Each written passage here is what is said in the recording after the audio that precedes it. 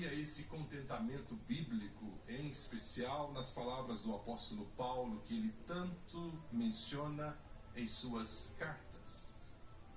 Contentamento, biblicamente falando, irmãos, não significa que você tem de se aquietar, acomodar, não procurar escalar degraus na vida para crescer. Não.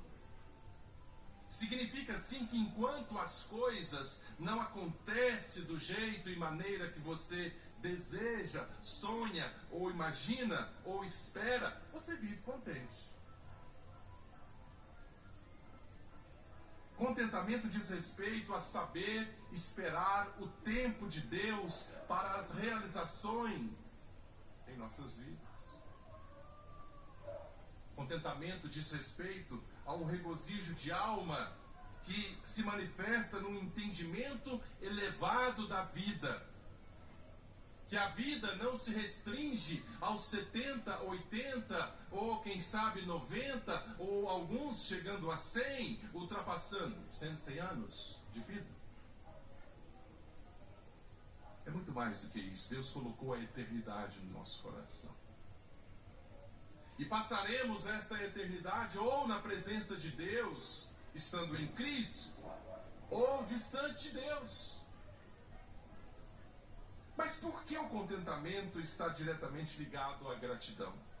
Exatamente, irmãos, porque ambos, gratidão, contentamento, estão relacionados à satisfação interna, à satisfação de alma. Essa satisfação advém do reconhecimento de que Deus está no controle da nossa vida. Esteve ao longo desse ano, está nesse último dia do ano e estará no ano vindouro. Em seus escritos, o apóstolo Paulo nos ensina verdades maravilhosas sobre essa temática. Satisfeitos em Deus. Veja o verso 10 do texto, Filipenses 4:10. Alegrei-me sobremaneira em quem? No Senhor. Por quê? Porque agora, uma vez mais, renovastes a meu favor o vosso cuidado, o qual também já tinhais antes, mas vos faltava oportunidade.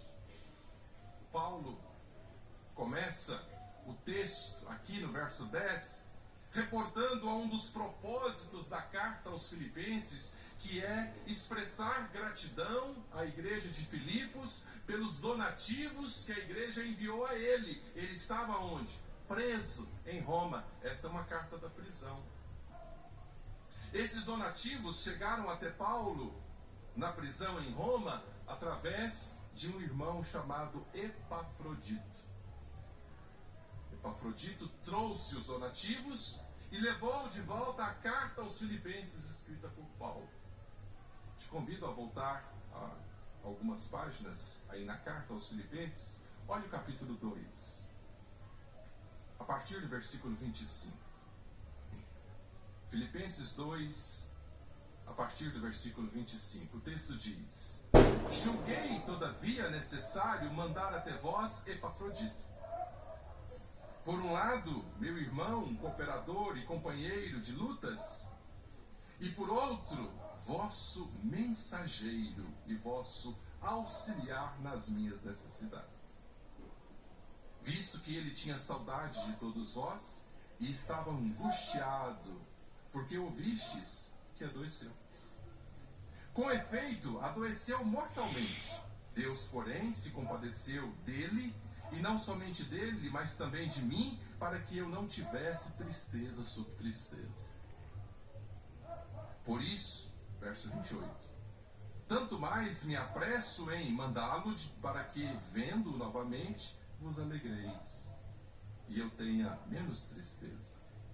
Recebei-o, pois, no Senhor, com toda a alegria, e honrai sempre a homens como esse, visto que por causa da obra de Cristo chegou ele às portas da morte, e se dispôs a dar a própria vida para suprir a vossa carência de socorro para comigo.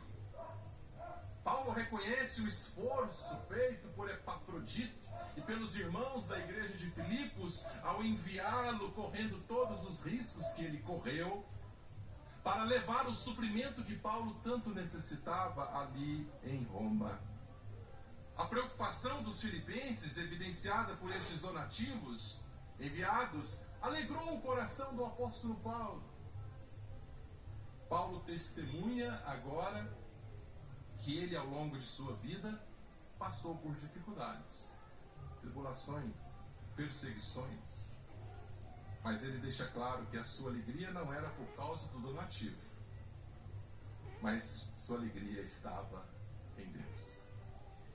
Quem sabe ao longo desse ano de 2023 você passou também por momentos difíceis. As aflições são inerentes a esta existência, a ponto de Jesus conscientizar os discípulos em João 16:33, que no mundo passais por aflições,